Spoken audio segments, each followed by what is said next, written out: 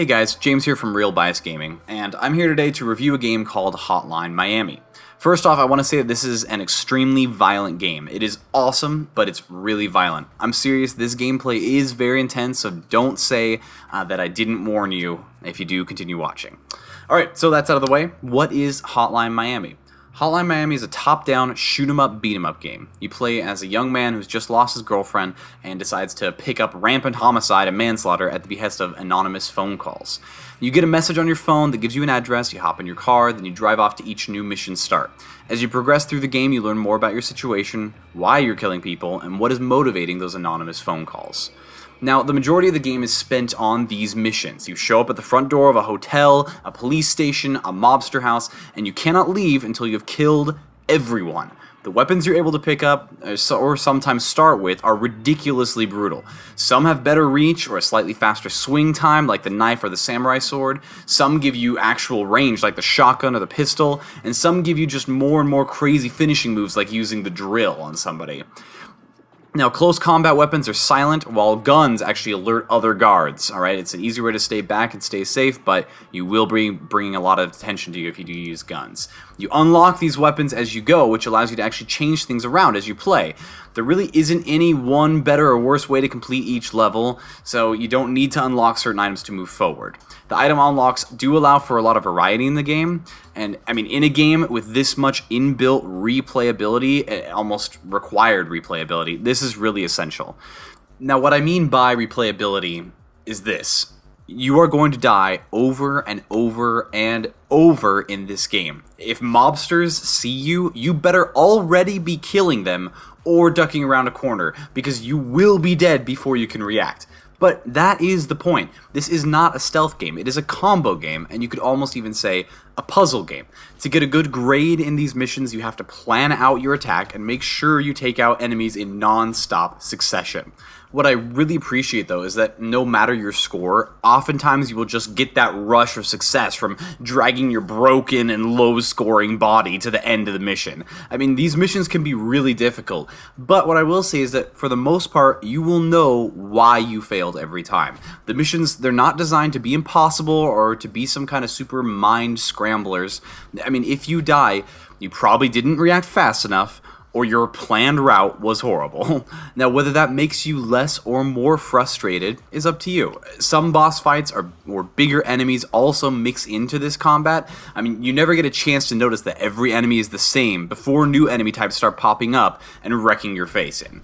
Now, sadly, while the game really requires good planning and knowledge of floor layouts and control patterns, the AI can be horribly inconsistent. Sometimes a mobster just blows your head off the moment you open a door, and sometimes you get that second or so that you need to cross the room and bash him in.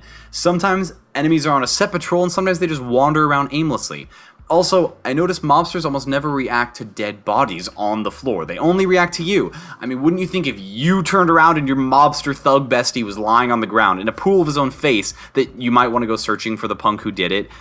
I wouldn't normally make this complaint about a game whose core elements do seem to be so puzzle-driven, but the story draws you in so much that something like this was just really jarring. Like, oh, right, I'm playing a video game against a machine, you know. I mean, it really does that a lot instead of keeping you really immersed in the world. Speaking of the world, I really feel this game is an acquired taste. I personally love the 80s feel and the old school look, but the colors in this game can really bore into your eyeballs after a bit, and the movement is so rapid it can be painful after large chunks of playtime.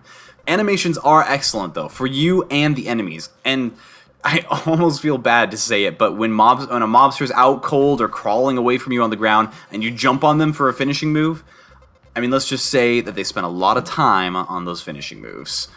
Now, I mentioned immersion earlier, and I'm not kidding. This game will blow your mind if you can get into it. There's this moment where this horrible thing happens, and you walk around a corner into a room that didn't exist before in the world, and you see yourself, you walk in and see yourself laying in a hospital bed. You walk over, you fall to your knees, and you tear your freaking head off.